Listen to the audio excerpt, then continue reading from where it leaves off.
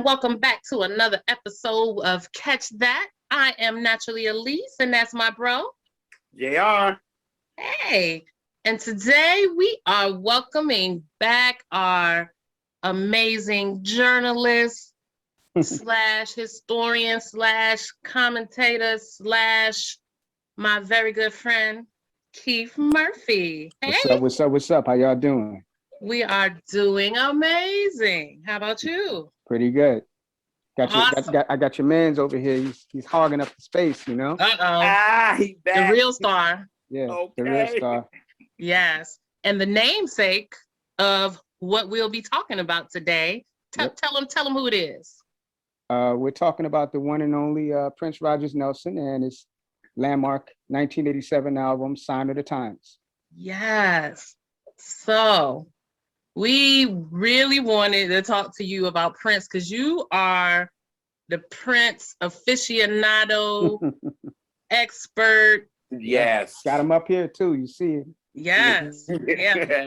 Yes, we love it. So yeah, that's why we wanted to talk about a Prince album with you, and we wanted to do a show, around the time of Prince's birthday, about a Prince album. And we decided to talk about Sign of the Times. Yeah. Beautiful. Yes. So, yeah, JR, why did you want to do Sign of the Times? I actually wanted to do Sign of the Times because actually it's my favorite Prince album, actually. But, I just see a lot of people just talking about like Purple Rain and you know what I mean? And I just see all that. And I'll be trying to see some good people talk about Signs of the Time.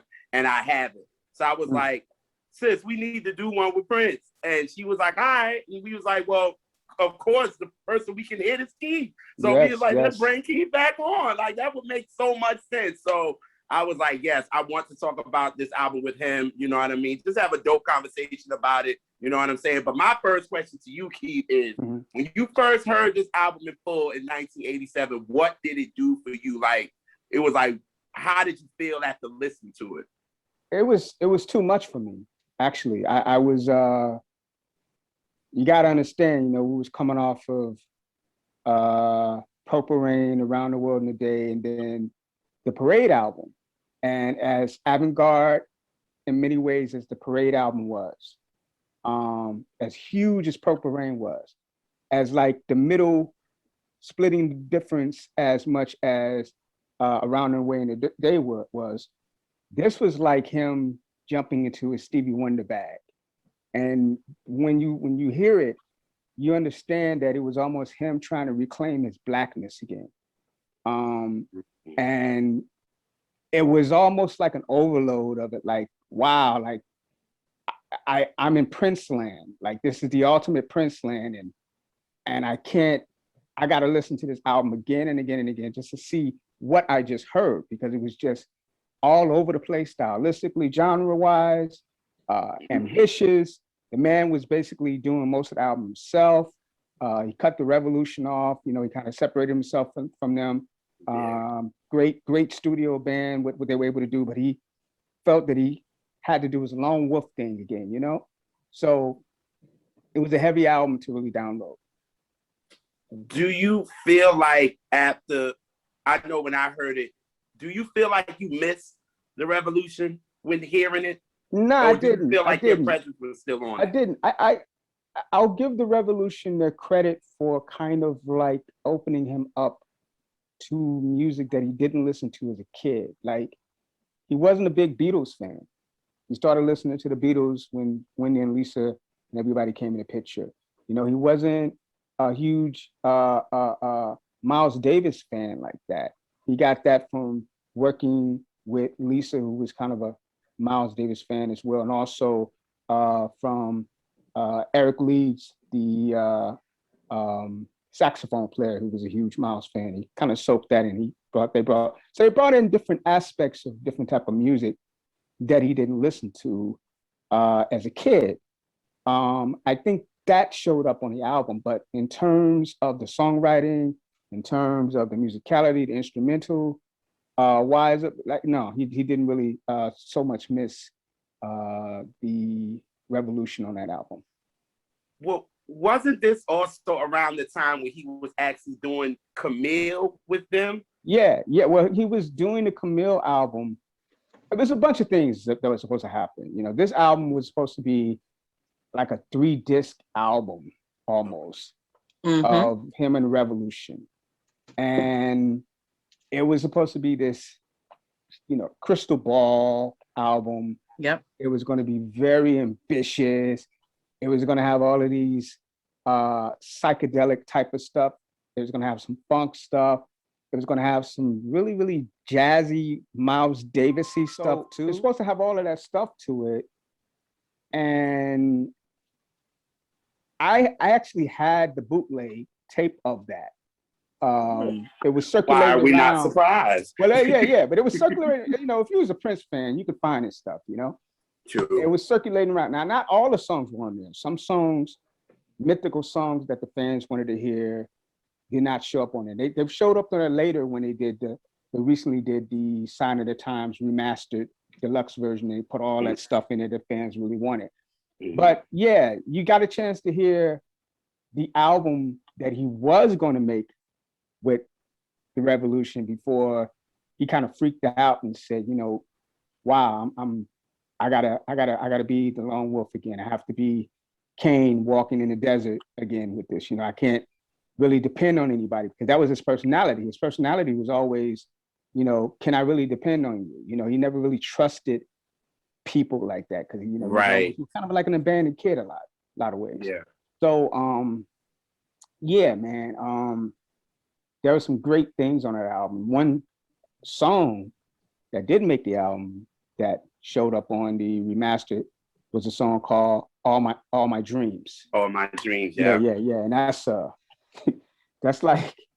like Wizard of Oz meets P-Funk meets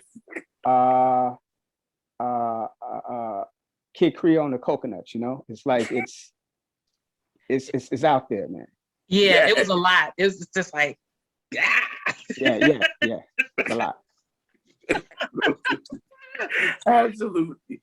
So with him doing that and this being, do you feel like he was, as I think you said it, he was really more in his artistic bag with this one? Because it seems this album was very rock-ish funk to me. Yeah. He wanted to do a Look Mom No Hands album.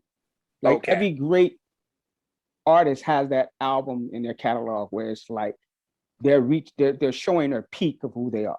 Like I am the shit. You can't get to this level if you try, right? It happens with all the great ones. You know, Stevie Wonder did it with Songs in the Key of Life, you know. P-Funk did it with the Mothership Connection. You know, Sly did it with There's a Riot Going On, you know. Aretha Franklin did it. I mean, everybody does this. Erykah Badu did it. But you kind of reach that point where you just feel like you're invincible artistically and you can do whatever you want to do.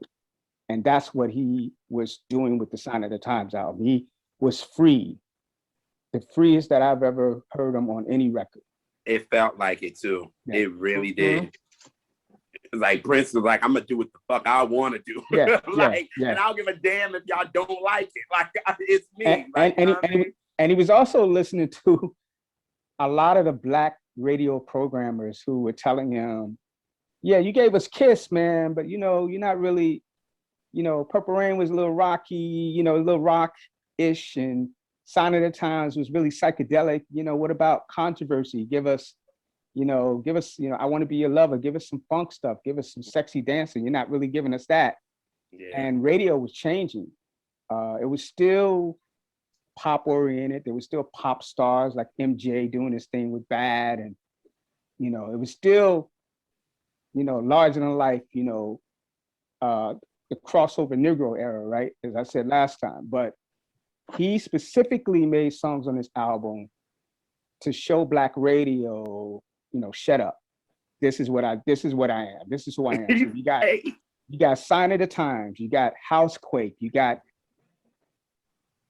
probably his most famous non-single album, single song on there in The Door. The Door is not even a single. You know, it wasn't even a single. And it just radio just scooped up on that, and they made people play it. Yeah. Speaking of Adore, Mhm. I feel, of course, Adore is JR's favorite Prince song, and it's high up on my list of songs. Mhm. But do you feel, well, I feel like it don't fit in the album. And it's just at the end, and it's after, you know. I do. And the reason why I do is because if you notice, all of the songs were kind of like, it was almost him doing the music that he grew up on. So if you recognize like the styles of music that was on there, you can hear a Joni Mitchell, you can hear a Sly Stone, you can hear, different things happening. His rock stuff that he was doing with Fleetwood Mac, some Stones here and there, a little bit of Stevie Wonder, a little bit of Earth, Wind and Fire with the horns. But with Adore, what he was trying to do was his Quiet Storm, slow jam thing again, that he had abandoned, basically, for almost like 3 albums straight. Like there was no Do Me Baby. Yeah. There was no song like that. There was no How Come You Don't Call Me Anymore. There was no International Lover. There wasn't any songs like that. So he made a concerted effort to give that song to his fan base, his Black fan base, and say, this is for you. This is, I've been listening to a lot of Luther Vandross. I've been listening to a lot of Patti LaBelle. I've been listening to a lot of the Quiet Storm stuff. This is for y'all. Yeah. And speaking of the Quiet Storm, in 87, as far as R&B, Freddie Jackson ran it. Yeah. He ran it from the end of 86 through May. Yeah. 3 million albums. I keep telling people that. He was number one. He had the number one R&B record for 6 months. Yeah. And then it would go off the chart for a week. And he, let Luther, have his number one, and then came back the next week like, okay, cute. Yeah. And yeah. That was, and this is what I'm saying. Like Prince kind of recognized, he recognized the temperature of what was happening in music. Pop music was getting blacker. A lot of things were happening. New Jack Swing was creeping in. I was about to say Bobby Brown was creeping in. He was about to wreck it, Janet Jackson's Control album was killing it. That came out a year before, right? Mm-hmm. So Prince knew he could no longer play the whole super duper hybrid artist thing with this album.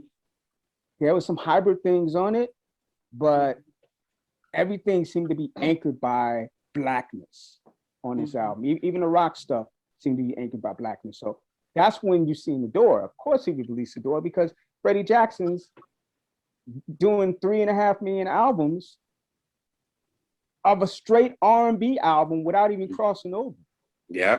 So Anita Baker's doing the same thing. Luther's doing the same thing. So yeah, it seemed like it may not have fit, but it fit in his mindset of what he was trying to do with the album was reconnect with his Black fans. Yeah. Damn, Keith. I damn sure was gonna have a rebuttal for that. Because I was gonna be like, damn, but the way he broke it, I'm like, shit. Yeah. Do you think, and maybe the reason why I feel it didn't fit, it's maybe it's not that it didn't fit, but this is a weirdly sequenced album to me. That is true. But because I felt like maybe you would put Adore like after Slow Love, or if you were gonna put it at the end, like at least kind of gradually, kind of slow it down, because it goes from this upbeat and then it's. I think it's a nod. Once again, it's kind of crazy when you think about it. I think this is a nod to his old albums. I think when you pick up an album like 1999, you hear All the Critics Love You in New York, fast-paced song, guitar solo, all this craziness. What does he do after that? He does International Lover. Yeah. closing it out with a slow jam. Yeah. So it's kind of like he's giving a nod to that time where kind y'all of like in the club. Right. Everybody's in the club jamming. Okay, turn the lights on. Here's a slow song. Get the fuck out. That was his get. Yeah. Yeah, that's his get the fuck out song. Like, okay, this is the end of the album. You gotta. I've just did this live recording of me and the Revolution. I give my nod to the Revolution. I'm giving props to them because they were going to be on this album. I decided not to have them. It was going to be a beautiful night. Is a live recording of him and the Revolution on stage together. Mm-hmm. You know, and it has the rapping Sheila thing and all this stuff. Right? It's really high energy. It's like really funky. And then he goes to Adore. But when you listen to Adore, it's not your average slow song. It's absolutely not. It's kind of like it's ghetto as hell, you know. It's like it's hood, it's ghetto, it's Prince's way of telling people, "I will always have my black card. Don't fuck with me." Right. That's what that song was. That song still gets played at weddings, man. Like that shit is crazy. Yeah. Oh yeah. I still hear that song a lot. Yeah. It was so crazy because I was agreeing with Elise as far as the door not fit, even though it's my favorite Prince song. Because I was like, you already have Forever in My Life.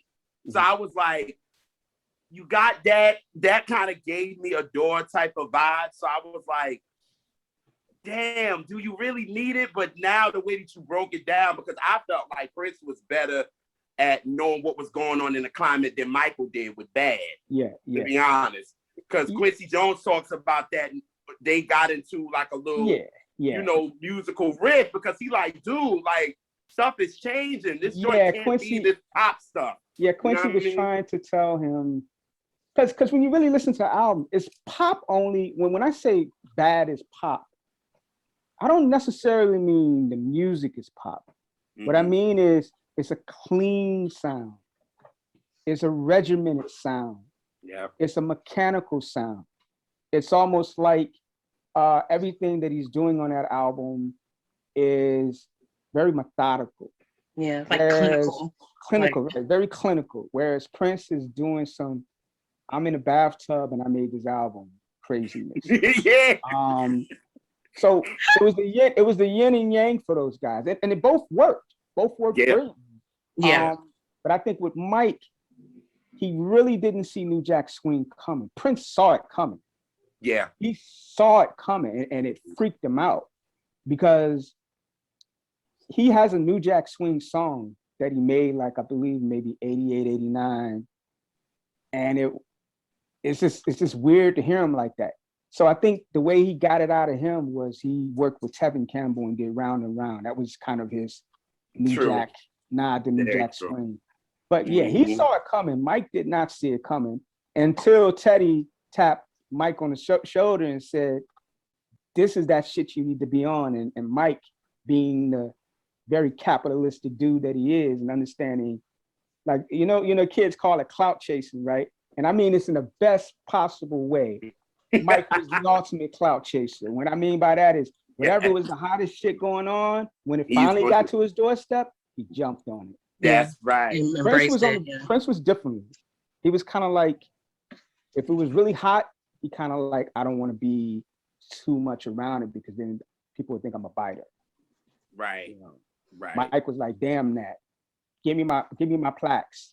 Where's Teddy at? So yeah. Random coins. Yeah. Whenever you talk about Dangerous, put me in because I can talk about that album all day. I think that's. Oh, listen. I think that's might be Mike's second greatest album, but that's just me. Oh, I agree. Oh, the R&B Representers love Dangerous. Yes. Okay. That's. We got Keith for another one. Yeah. Get me in there. Yes. So when I was thinking, talking about like favorite albums, their favorites off this album. Mm-hmm. I wanted to ask about Play in the Sunshine, looking at Elise. Yeah. Is that Wendy and Lisa on there? Or no, who it's is not. that? No, it's not. Okay. It's you hear a little Sheila in there. You have some background vocals. Okay.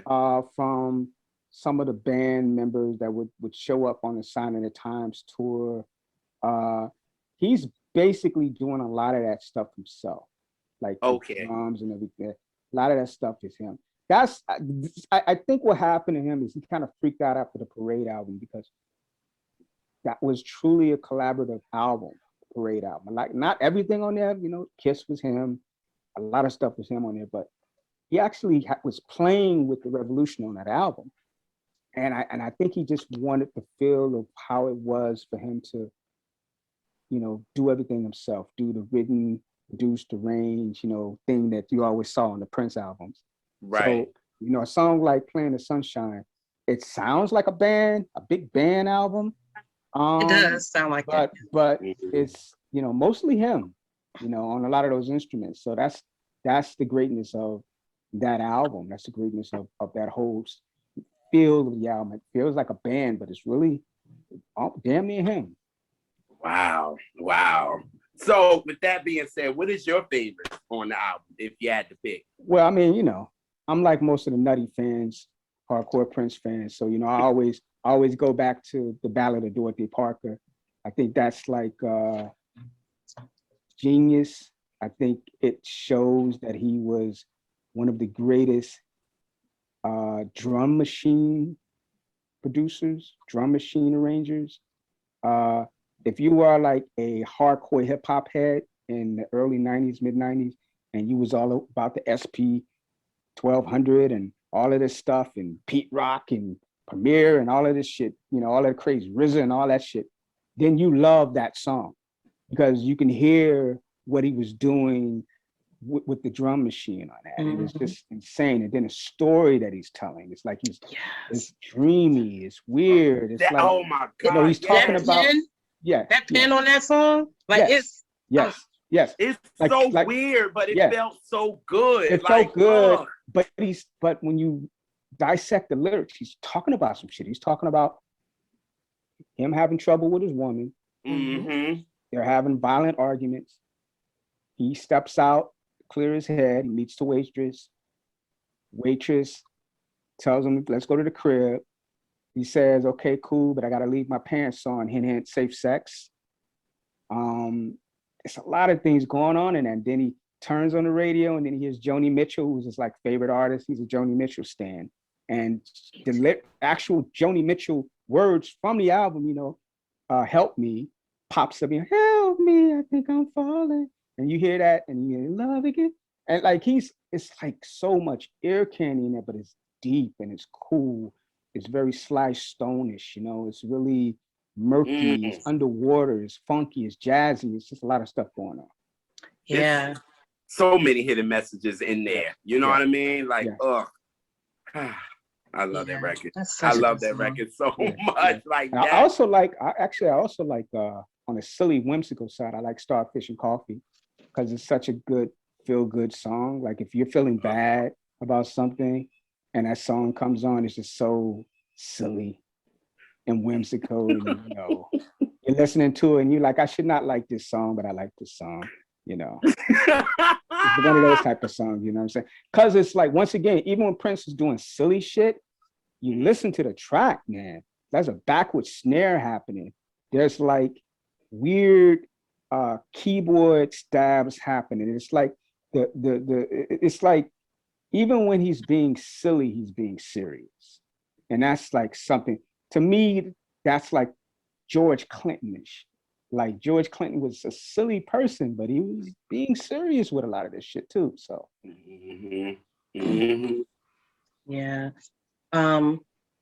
How do you feel about the song "The Cross"? I like The Cross. I like it because it really was the first time I heard Prince outwardly just out himself as, you know, a Jesus believer.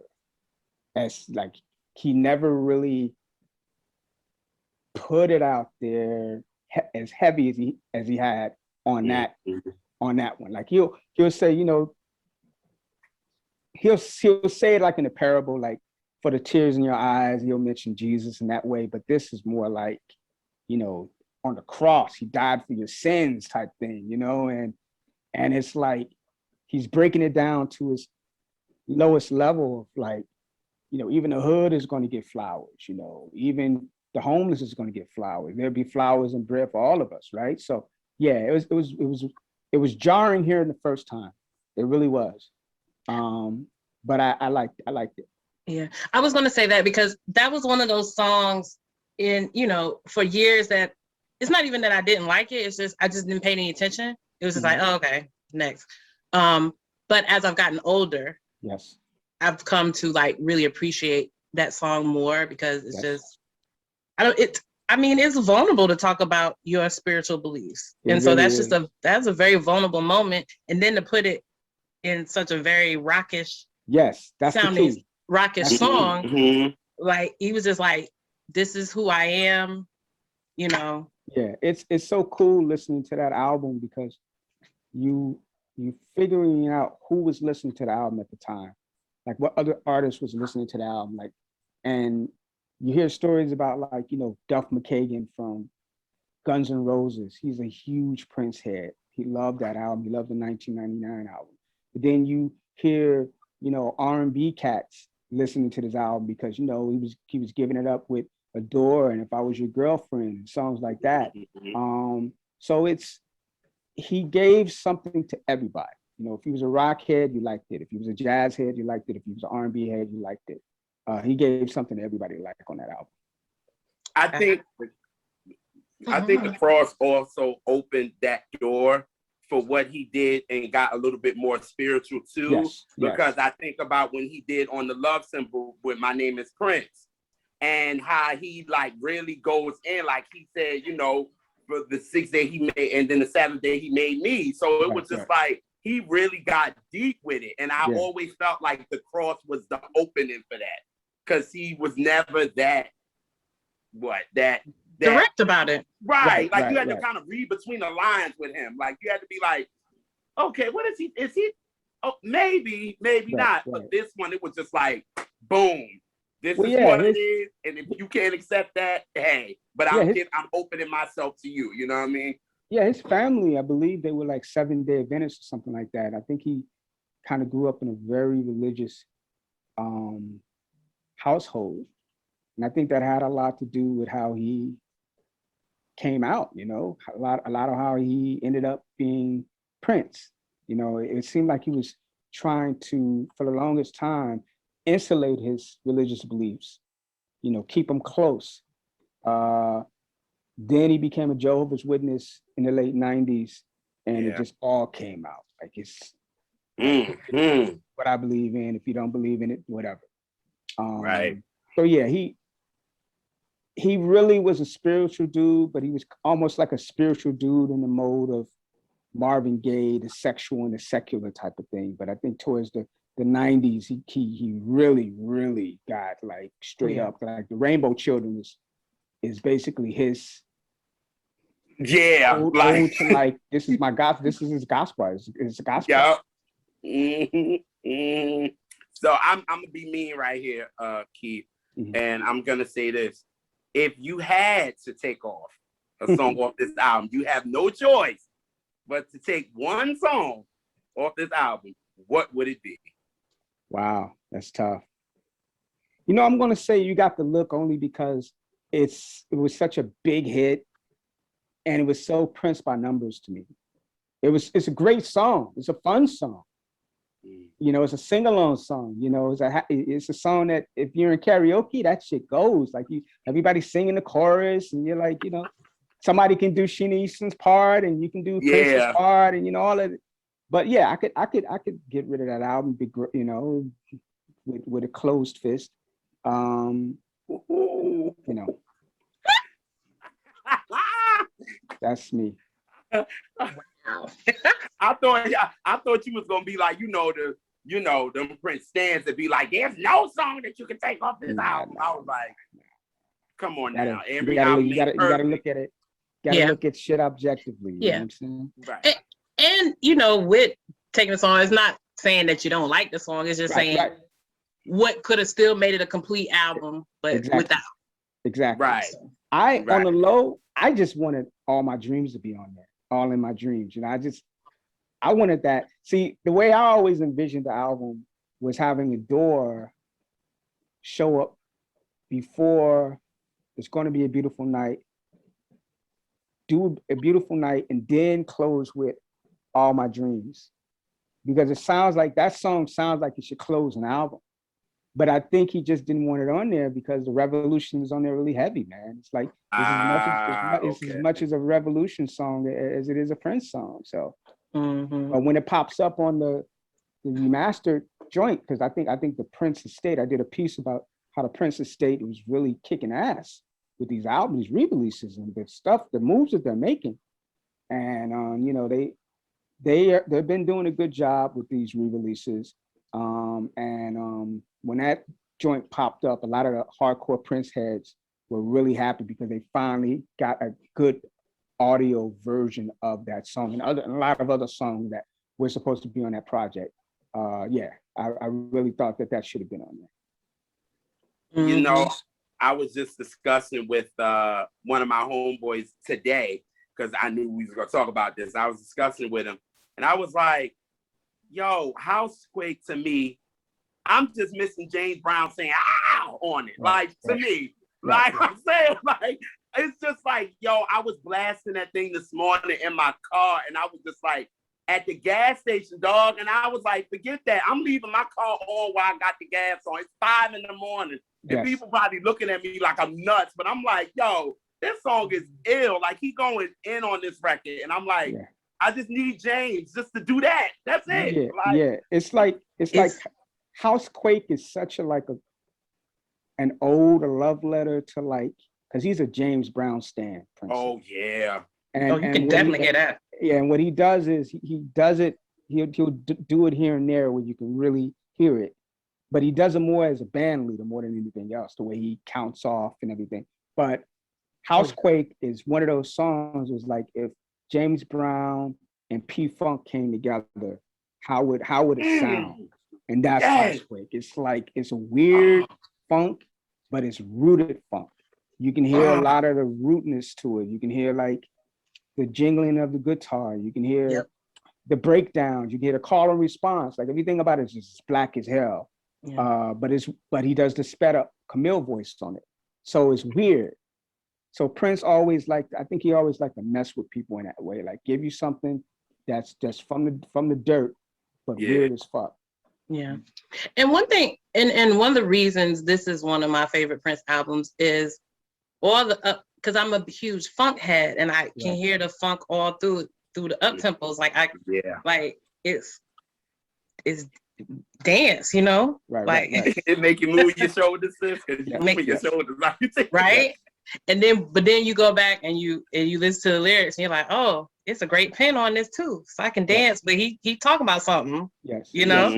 Yes. It's I remember, and this is how I knew why I love Stevie Wonder. Like, you know, I'm a Stevie Wonder stan as well. And I remember going to the Taste of Chicago back in, I believe, 88, 89. And Stevie Wonder was doing a show there. I think it was 88. And he was riffing on Housequake. Like he had the actual Housequake groove, you know, in his keyboard, and he was messing with it and playing with it. And I was like, oh, Prince is a head. He knows he's a head, and Stevie's a head too. Like they're both heads, they're music heads, you know? And of course, he would like a song like that because it seemed like it was from his time, from Stevie's time, when, you know, in the 70s, when he was just running everything and ruling everything. Nobody could touch him. But yeah, the fact that Stevie loved that song so much showed me that, you know, I wasn't wrong for loving it myself, you know? Right.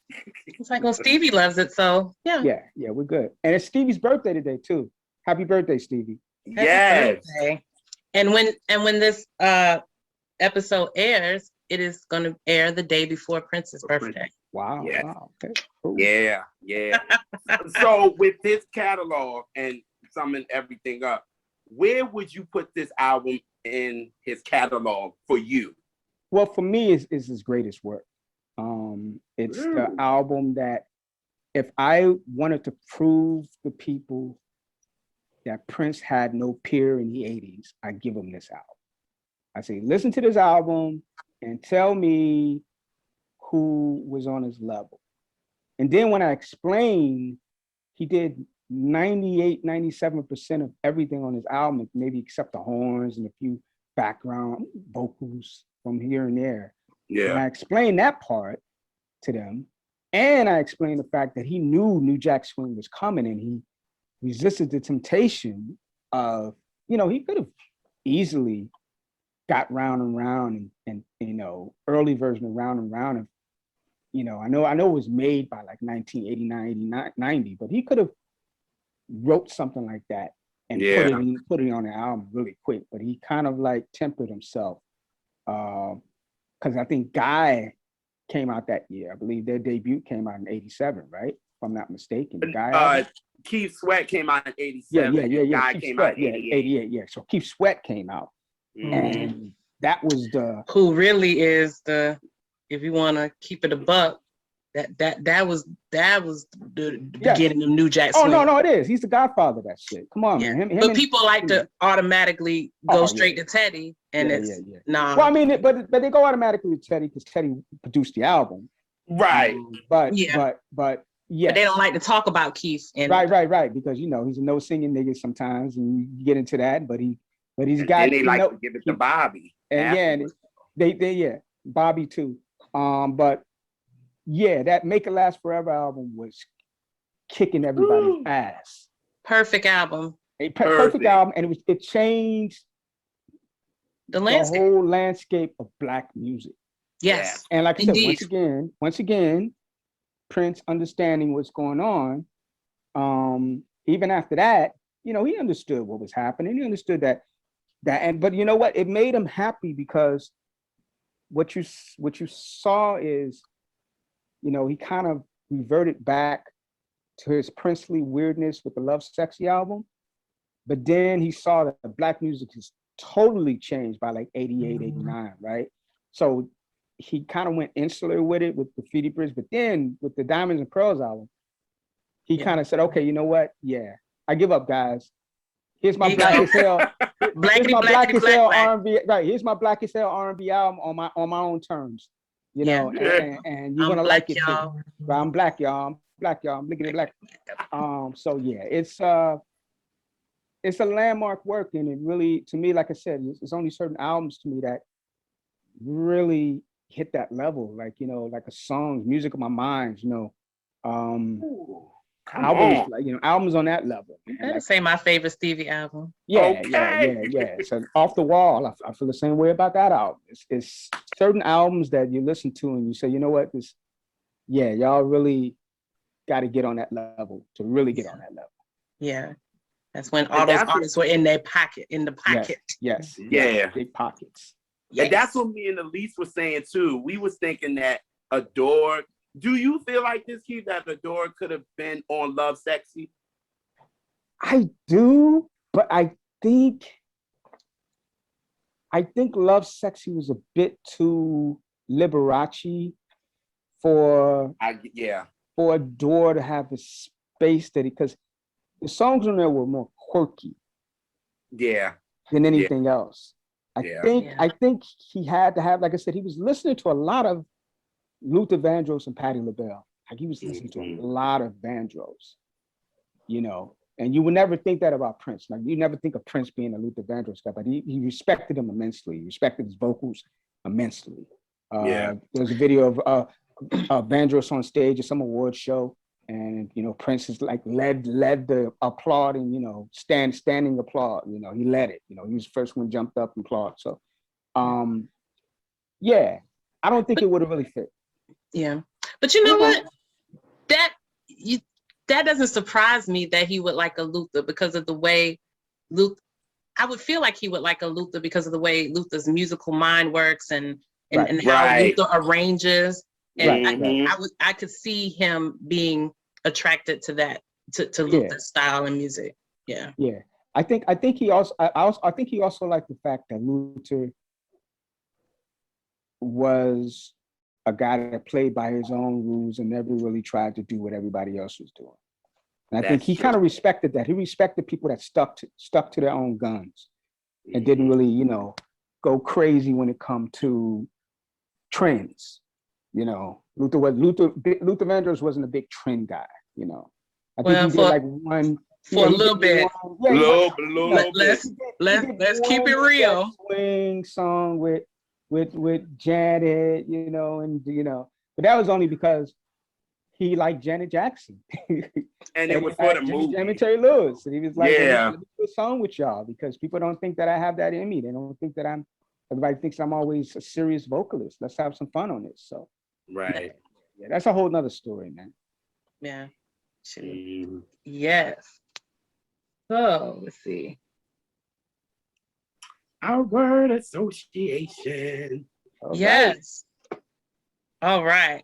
So in this word association, we are going to give you some Prince albums, and you just say the first song, word, or even, you know, if it's a story or memory related to that album. Mm-hmm. Got it? Got it. All right. First, Come. Audacious. Also Turmoil. This is when he was at the height of his fighting with Warner Brothers. When he was just hardcore with it and he was just releasing whatever he wanted to release just to piss them off. I mean, for God's sakes, that song Come, he's eating the girl out on record. On the record. The dude is wild, man. He's fucking wild on that record. But Let It Go was my joint, though. I ain't gonna Let It Go was cool. Let It Go was cool. Yeah, yes. He Let It Go is blackety black. Oh, no, he got black. Listen, that's my Let It Go is my song. That's my put on repeat song. He got a really blackety black in the early to mid 90s, man. Yeah. You know what's so funny? Him and Mike got blackety black in the 90s. Yes. Ooh, like if you like look at their paths going into the 90s, Dangerous, Diamonds and Pearls. They're like almost like they're traveling together, and you can see that they both understand that shit has changed, man. Like, you know, SWV's making pop hits, you know, fucking, you know, they're making songs that are crossing over to them. Like they're not going to pop radio. Pop radio is going to them. Yeah. Right. You know, and they've noticed that. They were like, wait a minute, so we don't have to put a little sugar in this just to entice people. We can just go blackety black on this shit. Okay, cool. They saw they didn't have to kowtow, you know, to cross especially over. Mike was just he just took the mask off and it's like, fuck it, let's go crazy. Remember the time, I'm gonna give y'all like the ultimate barbecue family reunion. Word. Right, here you go, you know. And I don't think nobody saw that coming at all. Not like that. I know I didn't. Like that. I remember being at FAMU and being in the hall where the TV was at, and everybody's waiting for the Remember the Time video to come on. It was like a fucking event of all events. Yes. And I really miss that about music. Just having events. The event is dead, basically. You know? Yeah. Mm-hmm. And also everything's too accessible, so it's just like you don't even everyone's jaded. It's like, okay, whatever, we'll catch it. Everything looks too easy. Yeah, I liked it when things looked hard. And it matters when things challenge themselves. Yes. All right, we already talked about it, but we're gonna go Diamonds and Pearls. Frank DeLeo comes to mind. Frank DeLeo was the manager of Michael Jackson. And during that album and during that tour, who was Prince's manager? Frank DeLeo. He seeked that dude out because he was like, I have to make an album to show everybody that I'm back commercially. And it was a super duper commercial album. It was probably his most commercial album. but there's some really Agreed. good stuff. Yeah, but it's some really good stuff on there, man. And Mhm. Frank, I think Frank DeLeo did a really solid job of just keeping, just having the foresight to understand that I have a great artist on my hand. I don't have to jump in and do anything. But if I'm riding with him, he knows the reason why I'm riding him, because I like the cash checks. Like I like getting paid. I like making millions. So give me my coin. Right. So if you're putting me on a payroll for this project or whatever you're doing, I know what you're trying to do. Right. So yeah, it's the Diamonds Are Pearl single, Willing and Able. Man, it's some really, really fun stuff on there, man. Money Don't Matter Tonight. Yeah, that's a really, really fun album. That's a check your band at the door album. Yeah. It's probably for R&B, from an R&B perspective, it's probably the most like accessible Prince album. It is. Yes, yeah. It is. Oh yeah. Yeah. Easily. All right. Dirty Mind. Wow. Dangerous. Outlaw. Reckless. Wrong. Just so much going on with that album. Oh, I thought you were describing me. Oh. I know. I was. You already know that. Man, that is the album where Prince became Prince. Like, that is the album where he said, you know what? I'm not going to do the industry thing anymore. I'm going to do me. I'm going to come out with these bikini drawers on. I'm going to come out with the leg warmers and the high heels, and just come out and just do my Mick Jagger meets P-Funk meets the Cars, type shit. Like, he's doing. I don't think Bowie meets. Yeah. I don't think people really understood what he was doing with that album, man. That is a white black album. Period. That is the whitest black album you can make. Period. What I mean by that is Prince was listening to a lot of new wave shit, like the Cars and the Cockroach Twins and all this shit. Like, he was listening to a lot of new wave shit, right? You can hear it. Gary Newman, Cars, in Cars, and he was listening. Yeah, he was listening to that shit. That was the shit. Yeah. So he was like, okay, this is what's going on right now. I'm not going to jump on this wave. I'm going to make this wave funky. Yeah. And that's what he did. But it was like a song like Dirty Mind is straight up white. A song like When You Want straight up white. Head is straight up black. But it's nasty as shit. Nasty fuck. I mean, Sister, you could not make a Sister today. You can't make a song like Sister today, talking about incest. You couldn't do that. You couldn't get away with it. He would have been canceled on social media quickly. What? And I don't really believe in all that. Oh, everybody's being canceled. I don't really Me either. But he would have been. They would have been like, what the fuck? Yeah. This is what created the Prince menace thing. This is what made. He carried that with him into the Purple Rain album with Darling Nikki. He was gangster rap before gangster rap. It was almost like if you brought a Prince album home in a black household and your parents were like in their 50s, you better hide 60s, they were not having it. No. They were like, what? Get this shit out of here. Like that's how Prince was in the 80s. Kickstarting the PMRC with the parental advisory stickers. That was him. That's the reason why we got parental advisory stickers, because Purple Rain planted that seed. Wow. All right. Musicology. I think that was the album. I think every artist has to make a coming home album.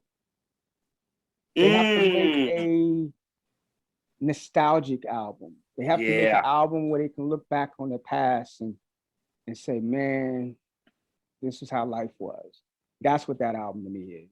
Drink It's to like, that. it's like Prince. Yes. I like that. I like that. It's like I had to drink Neil to that Young. one. Neil Young did it.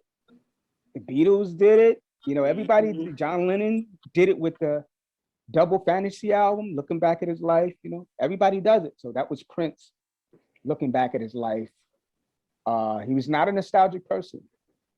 Usually, he was not nostalgic at all. He kind of ran away from that, but he allowed himself to open himself up, thinking about the days when, you know, he was, you know, whose afro was the roundest, and, you know, all of this sort of stuff, you know, like Yeah. it was a beautiful thing to see an elder statesman become so open about his past life and nostalgic when that was the last thing he was about, and have the biggest tour of that year with that album. I think that joint grossed like 87, 88 million or something, some crazy ass number. It was the number one grossing tour. I wanted to go to that tour so Oh, bad. I was there. It was great. It was a great tour. It was his comeback. You know, it was his, if I can use another word, it was his comeback album. Yo, stab me. Purpose. Yo, Keith stabbed me. I know, right? I'm sorry, man. He was like, yeah, I'm it was sorry. great. No, it was great. It really was, though. I had a lot of fun with that. Yeah. Sorry. It's okay. I love that I was able to see Prince when he did the Vegas Yes. residency. Yes. Good shows. Even when he did Vegas, I was like 20. Prince way. Yeah, I was like 20. I was like 26 or 27. Yeah. Oh, wow. Okay. Yeah. Nice. All right.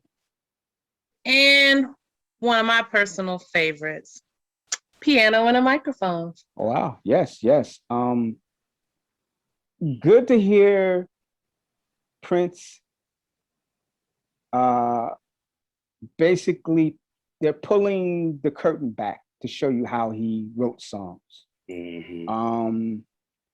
Kind of weird to hear that, because you never really, like, you hear it with the bootleg stuff. You hear him working on stuff with the bootleg, but this was a little different because it's songs that would become famous. Like, he's working on an early version of Purple Rain, and you're listening to it, you're like, that sounds nothing like Purple Rain. It sounds a little bit, but not a lot. Doing stuff that would show up on the 1999 album, you know? So yeah, I really enjoyed that one. I think Naked. It's a Naked album. Yes. Good album. word. Yeah, I agree. Yeah. Now I lost my thought. Let me see. No, it's all good.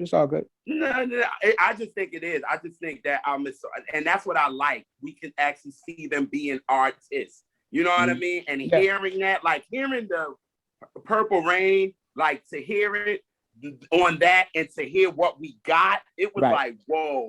Yeah, it's deep. It's real deep. It's crazy. It's real crazy. Deep. Oh my God. Yeah, on 17 Days, that's I like the strip, you know, I like the piano microphone better than I like the final, you know. It's a little B-side or whatever. Yeah. It's like a lot of people really don't understand that, you know, people think the guitar is his first instrument, but really it's the piano. It's his first instrument. When you really strip everything down from his music, that's how he starts his music, you know? Yep. Yes. Well, this was dope. This was great, man. I'm glad that I was able to come on. I got to skedaddle, but once again, man, you guys are the greatest, the best. And I'm glad coming from you.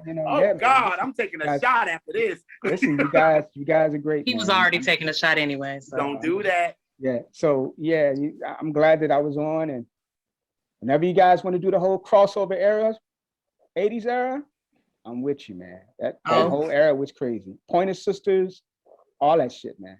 Ooh. We might need to do that because people don't talk about Pointer Sisters enough. They really don't. The whole era of that. Let me put a pin in that. Black folks just making music that white folks love.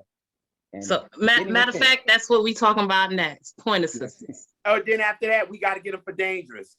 Yes, Dangerous. I'm here for your Dangerous. All your Dangerous talk, I'm here. Yes. So, real quick, Keith, anything you want to let the people know how to find you, or if you have anything new coming up? Yeah, just go. You can find me on Twitter at MurphDog29. I'm working on some stuff for People Magazine at the moment, so I'll be trumping into that pretty soon. And you know, I'm all over the place, man. I'm standard places you can find me, Vibe, you know, Hits Daily Double, Billboard, bunch of other stuff, you know. But yeah, just check me out at Twitter, and I'm probably yelling at somebody. Yeah. Okay. And I just want to say, and I know I Go tell you this all the time, but I just want to say it on camera. I'm a huge fan of you.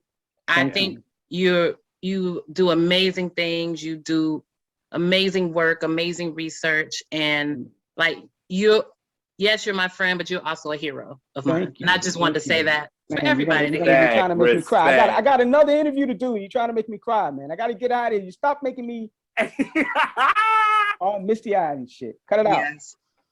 But again, thank you for hanging out with us. We will see you soon. Thank you, JR. Yep. And we'll catch y'all next time. So bye to the homie Princey. And Princey, the real star. So we will catch y'all on the next episode of Catch That. Thank you for listening, and we will see y'all. The t-shirt is dope. The t-shirt is dope. Come on, vote for Pedro. You know what time it is. Don't play around with me, man. And JR got on the Tracy Lee Glory. Yes. Our peoples. Yes. Yes. Peace.